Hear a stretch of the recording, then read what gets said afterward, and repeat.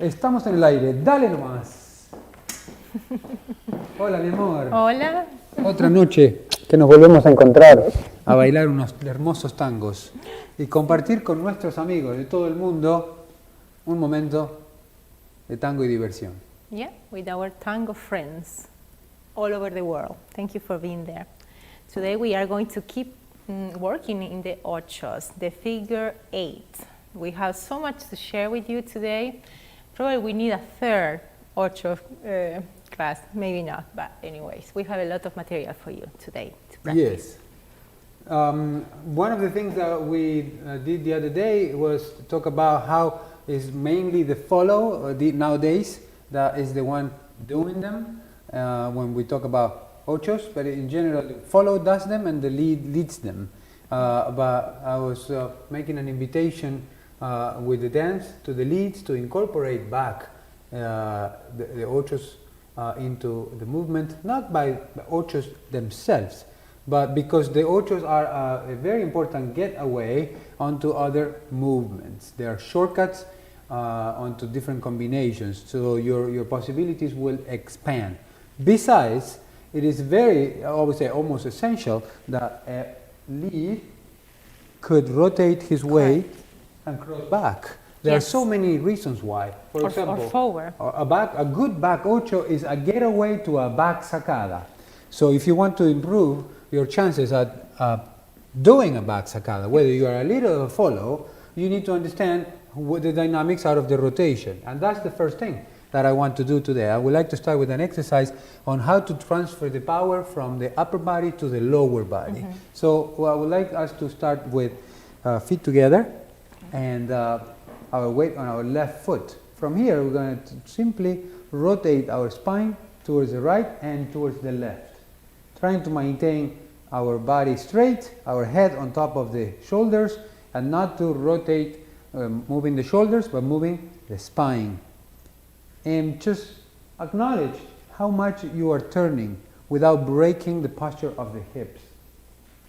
See, once you get to that position and you hold, I want you to engage your right shoulder blade and bring your elbow back as much as you can.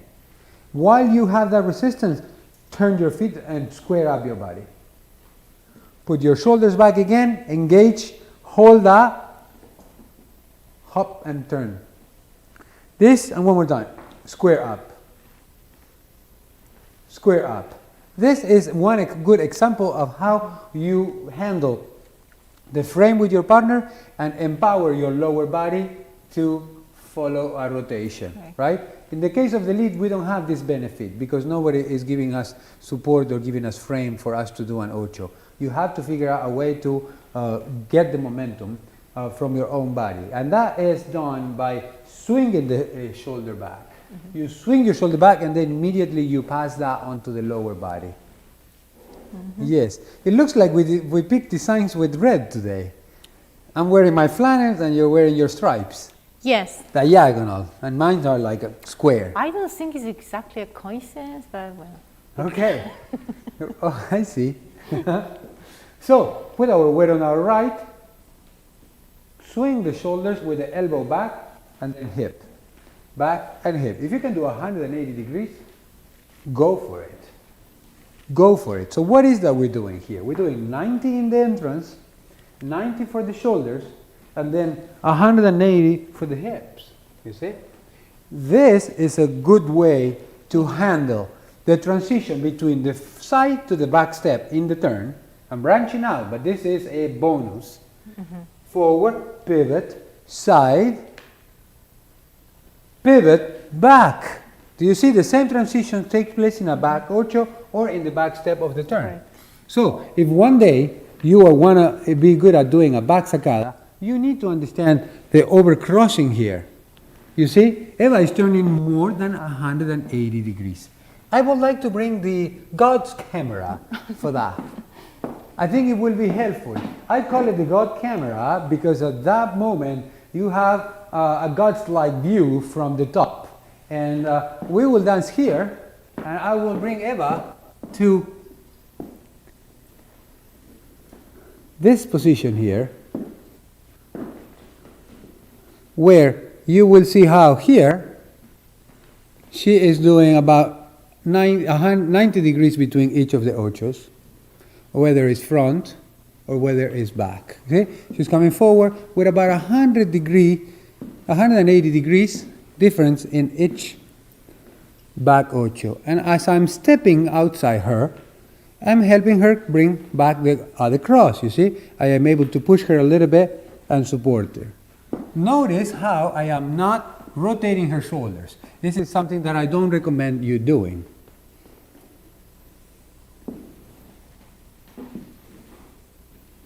If you do too much of this, you are putting in place energies and momentum that throws your partner off. In fact, she has to get more rigid to resist that motion and will stiffen up her body. And as a result, she's going to be moving in one block. And you want to move your partner with ease so she softens her muscles and she can then undulate her body. So basically you can do that if you want to overturn your partner. So if you've done overturn back ocho, you will do that, but not in these ochos that we are working right now, just walking ochos. Absolutely. So in a close embrace ocho, let's say more of a milonguero style, we can then advance laterally to about 45 degrees and retrograde also laterally with about 45 degrees on each direction. So the play and the movement in the shoulders is minimum. Now, if we want to stay in place and not travel with the line of dance for a number of reasons, then we will need to incorporate our shoulders a little bit more. Mm-hmm. You see, the embrace changes, and I'm aware of the rotation that her body needs in order to have the hips oriented towards that line. Then she goes here. We turn, and then she goes here. This prevents me from kicking the couple in front of me. So if I want to stay in place, I can do this. Also, I can then go on to the negative side. This is positive because we are advancing. But as I go into the negative side, I turn her a little more, and a little more, and a little more, and a little more, and a little more, and then we start going backwards, which is, I think, radical. I think it's great because that is what gives you control. For example, a very nice thing to do, in my opinion, is to lead the follow in an overturn ocho towards the back. For example, this way and that way. You see what that gives is an overturn ocho and an underturn ocho. Mm-hmm. So you're not going even left as to the right. So the follow will be standing here. You go swing your shoulder, turn her. That's very intense. Mm-hmm. Turn over there. Underturn. Correct. See, let's look at the side step here. This hip here, I'm going to focus on turning Eva's right side backwards. See where I put my hand? I'm not straight anymore. I rotate it to let her absorb all of that. I move myself out of the way. Then square her up with me and walk back. So she's doing two ochos, one overturn, one 180 degrees. Mm-hmm. See that? You can go as far as that.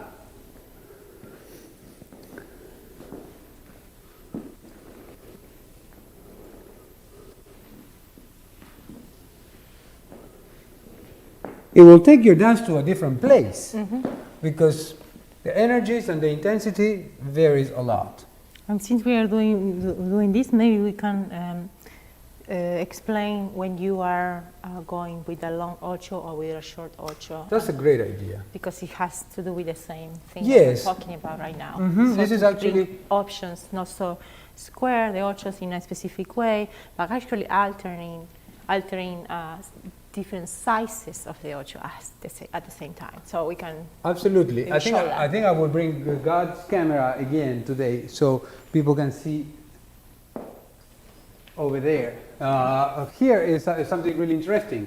And I want you to connect a little bit with the concept of rowing, right? And if you're on a boat and you got to row, yeah. You have your left arm, your right arm, and you have to make sure that you row evenly to go in a straight line. As soon as you have more rowing power on one side than on the other, you are actually starting to go on a circle in the direction in which you're rowing less.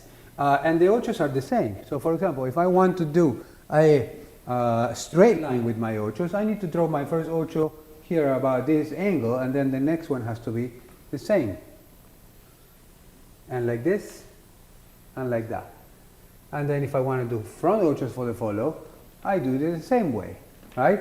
In this case, we are trying to go, we're trying to say, let's say, go side step. I'm going to go into a long step, turn the body a little bit, and then transfer the weight. So you see, I was a big one and a small one. A big one and a small one.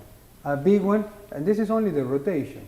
And as a result, I start going like this, like a star, going out on every arm, and then that's the figure that we shape. We actually go like this. We go 1 ocho, turn a little bit, place your foot, transfer weight. 1 big ocho, small ocho. Left big ocho, right, very small. Left, right, left, right, left, right, left, right, left, right. And it can be done actually in the other direction. You see, this gives you a lot of possibilities for your navigation. This makes the dance, I wouldn't say extraordinary, but takes the predictability of repetition that sometimes we are trapped into, doing things the same way all the time. And the variety makes it more rich. Little, big, little, big, little, big, little, big, and then maybe you walk away. As I said, this gives you a lot of possibilities for navigation, and the point of that is that you can actually, that's the footwork. Yes, let's show them this one too. Yes, let's show them the footwork. Here we go.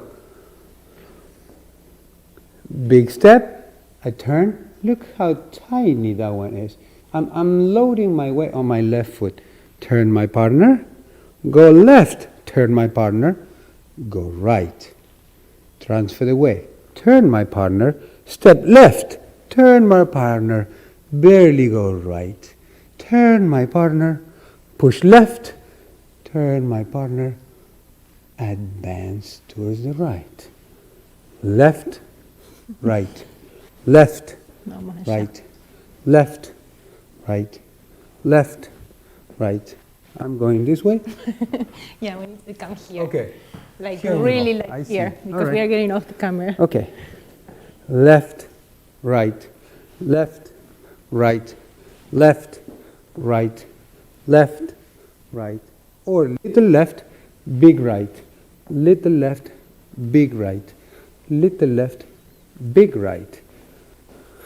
As I said, if you come into the corner of the milonga, oops, that's not what I want to show.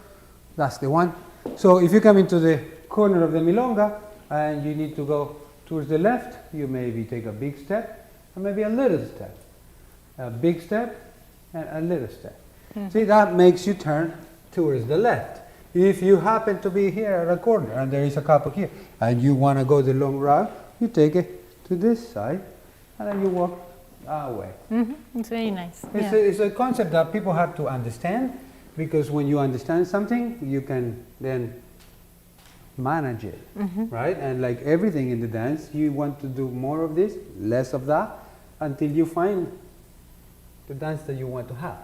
Small ocho, big ocho, in any direction. That's nice. Yeah, I like it. How about we dance a song and we try these things in there? Okay, I like the idea. Okay. Now we have a new music station, and we're going to go with this one here. First I need to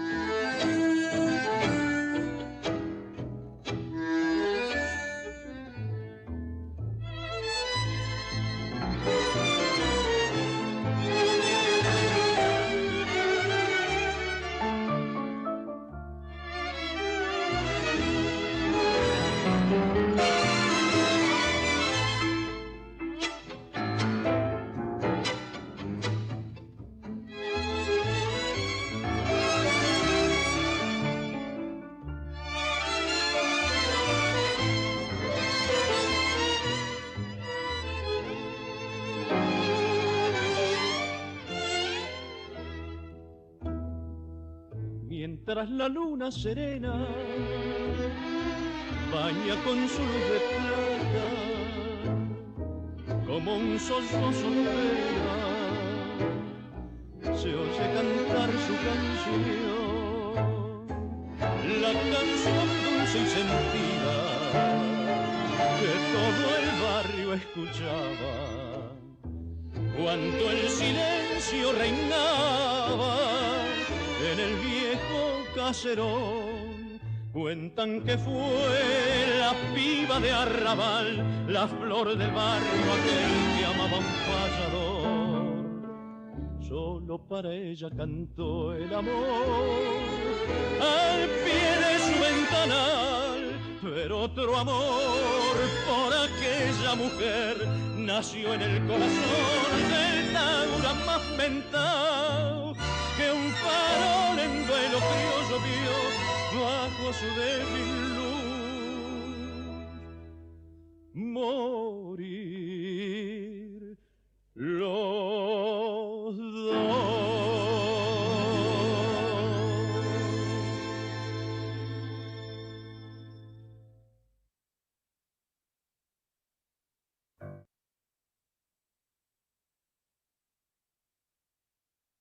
Muy bien.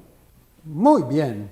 Muy bien. So rich. You see, if you put attention into the simple things, they can become the center, actually. See, you do not need to go very crazy to enjoy the doing, the dancing. The movements, the connection, the sensation of togetherness with your partner and the music creates a beautiful triangle of energies and collaboration that is just beautiful sensation. And does not require you to be very advanced or go for the most difficult things. That being said, technique is the language of the interpretation, right? Is the language that we use to be able to exteriorize our inspiration. So having good technique, knowing the element in depth and adding high levels of complexity will make your dance richer. And for some people, the complexity and the richness of the dance makes it more enjoyable. I would say that it's enjoyable at a very different level. You can definitely enjoy the very first class of your life. You can enjoy a beautiful dance with a person who is just getting started dancing in a totally different way that you can experience dancing with somebody who's been dancing for 2 decades. And they both can be fulfilling and uplifting, right? So it's really an opinion. Tell our friends about the way they can support us. So yes, our friends, you know that if you enjoy our classes, if you want more of it, you can always donate to Venmo or PayPal. You can see the link there where, you know, we really appreciate your support. Patricio. So if you feel like you want to help us to keep doing this for you guys, please go and donate some money. Thank you. All right, we're going to make that boring part of the video as quickly as possible so we can get over that and we can get back. However, it's what keeps us in place to continue doing what we love. I was just talking about the complexity and how people like to go for the best they can. There are 2 things that I'd like to share. I don't know, we have only a few minutes. It's okay. Let's just talk about the glorified ochos. And the glorified ochos are slow ochos, where we give all the space to the follow to feature her extensions and her lapices and her hips. So the lead actually is creating the context for the follow to dance her best over there. This starts at the cross, and this requires a lot of disassociation. Would you like to show them that? Yes. And slowing down is part of the dance as well. You see, this transition right here. That's a 1, 2, 3, 4. 1, 2, 3, 4. 1, 2, 3, 4. 1, 2, 3, 4, and we're out. I think we should do it a little bit angled to the camera. And this is nice because we are showing it more like a forward ocho itself, right? This So is a glorified forward ocho. We go to the cross. This here, look how I am a little bit offset here, and I will rotate my partner until she gets straight. Now I'm going to put my foot straight behind me, or even hide it a little bit back, and then I pull my partner right in front of me. But notice this here, this moment here. Eva does this so well. You see that extension, that perfect extension that she has there. She can help you make your extension perfect if you join us for our Tuesday classes. We have Tuesdays at 6 p.m. Eva is streaming a conditioning class for tango dancers, leads and follows. And I think you, if you are serious about improving your dance, you should join us. Message us, and I'll tell you how to get into it. 1, 2, 3, 4. Now here, I keep my body in place, I slide my foot behind, and then I transfer. 1, 2, 3, 4. 1, 2, 3, 4. 1, 2, 3, 4. 1. Eva, will you join us? Will you join us your part by yourself? I want everybody at home or at the office, wherever you are doing that. If you're watching at the office, make sure your boss doesn't know. From the cross, what I do. Right? It's like, Yes. I had a student that used to go to the bathroom and practice her movements. She would take breaks at the office and then go to the countertop and practice her stuff. Yeah, I know. I have done things like that. Okay, so from this position, we are going to go like a snake. Okay, think a little bit of a snake. We are zigzagging, and the way we are moving is snaky. Okay, because it's not a straight shot to a position. It's a little bit like a snake, like in a wave. Okay, so from here, I will go with my leg. I will be kind of searching, you know, because I feel like he's pulling me towards him here. And from there, I will see my torso here. I will feel like he starts turning my torso, so then my leg follows that.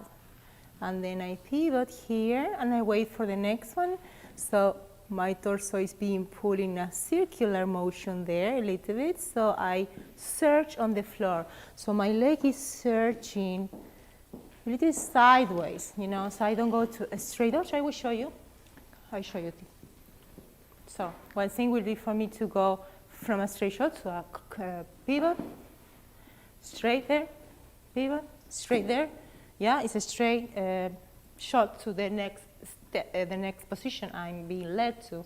But in this case, I will feel more like searching on the floor that way, okay? So I will be like, oh, and then from here it goes like, oh. Okay, so it goes more like little, how do you say? It's curvy, little curves. I'm doing curves to one side and the other. Okay? It's an ornamentation, and then if we look at architecture and we pay attention, we see what we see. For example, you see a wedding cake, and the wedding cakes are always decorated with a lot of ornamentation, little circle, circle, circle, circle, big, smaller, smaller, tiny, tiny. You go look at a building, you look at closely, it has leaves, and the leaves have little vines, and the vines have circles, circles, circles. So we tend to decorate a lot of what we do, our clothing even, with this kind of designs. And we're doing that in the movement. Here the follow has to really put her projection in place and then sweep that foot to the side from the hip, right? Here you have to move your hip femur joint, in addition to turning your hips and from the other, and maybe turning your ankle at the end. And here, feel the tension in the hips while you try to keep your right hip back and try to keep your left hip forward with a big cross body. That's why I say glorified ochos, because you really go full on. Can we show it like me appearing? So you are in the back, so they see this movement. Maybe let's see if they can see that. Yes. So from the cross, like or whatever. The lead has to be really close to the follow, so the follow can step past his thigh. See, she's in front of me between my legs.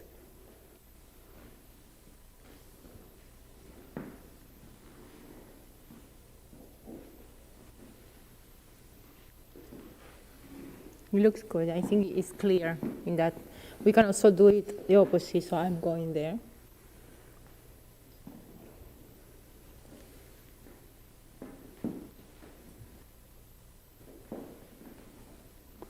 One, two, three, four. 1, 2, 3, 4. 1, 2, But 3. of course, for this, I really need the lead to be walking the way you are doing, like going behind yourself. Yes, yes. Well, men can dance too. So Did yeah, you know that? what I mean is that what I'm teaching, what I'm showing them, it requires that. Can you show your Yes, movement, men please? have bodies too, and they can also move it.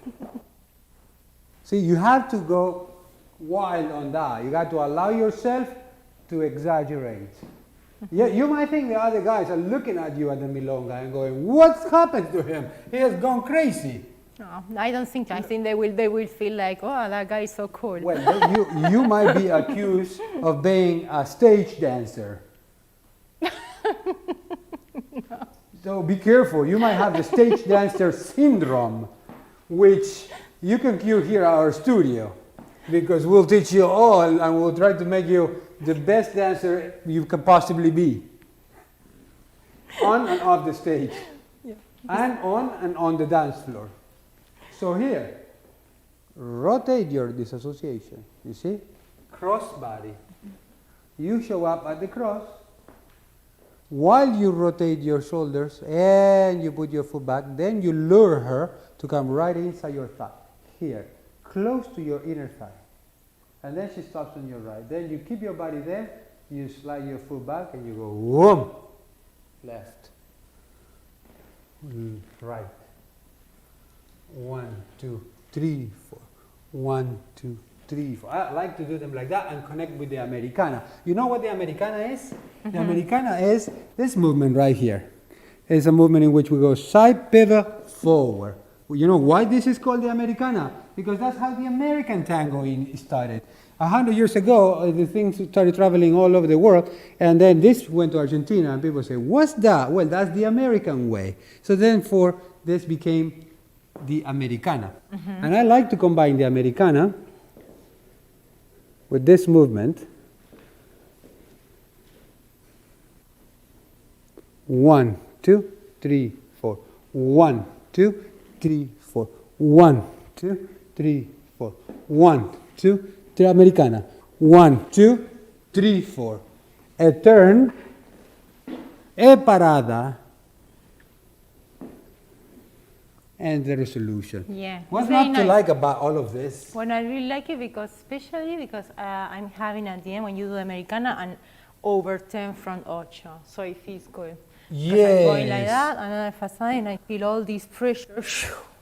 Absolutely. Those It's are a nice 360 degrees. So that's right? nice. Yeah. You go bam, bam. Your foot does 300. You do 180, but your foot Yes. does 360 degrees. So you see how important it is to understand the range of motion and the possibilities of disassociation and pivots in the ochos, because we think it's something that belongs in the basics of tango, but it really can go a long way. Simplicity is fantastic. All right, I think it will be fantastic to dance a Pugliese song. There is one that I like these days a lot. It's called El Mareo. And I think that would be a beautiful way to finish this. Eva, how about we do that and we...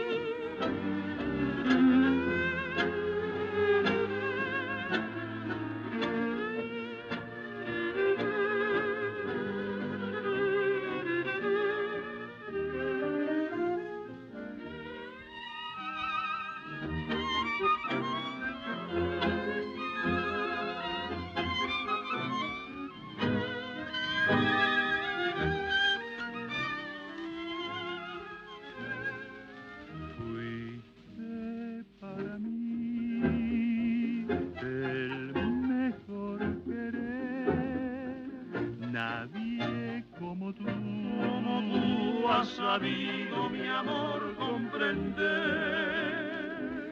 Nadie como tu corazoncito de mi alma conoció,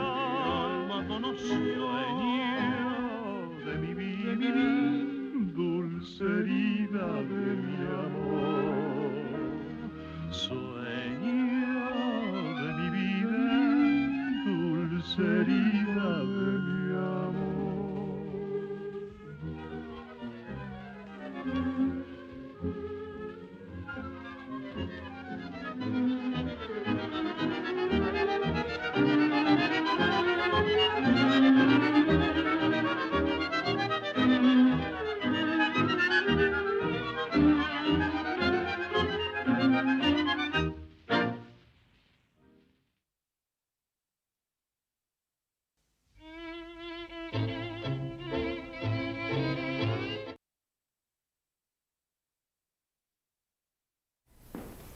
El mareo, lindo tango. Hermoso. Gracias por esos hermosos ochos que hiciste hoy toda la noche, mi vida. Gracias por marcármelos tan bellamente. I do my best. Thank you very much. Thank you so much. See you next week then. Yes, friends, see you next week. We're going to move on from front ochos or back ochos, the figure eight. We are done with this for now. But we will come back because there are so many applications to it. Correct. Next week, a new subject. We continue with back to basics for a few more weeks before we move on to a new series. Probably by the new year, we will be moving to the new series. Next week is Thanksgiving in the United States. And we will be celebrating with our friends and family, so there won't be class. We guys are thankful to have you among our audience. We have reached 1,000 subscribers! Yes, very good. Thank you. Thanks to all of you. 1,000 subscribers. Yeah, that's That's what a milestone. We started with 98, I think, a few months ago because our channel was asleep in terms of uploading material and classes. But here we are. See you next week. Take care.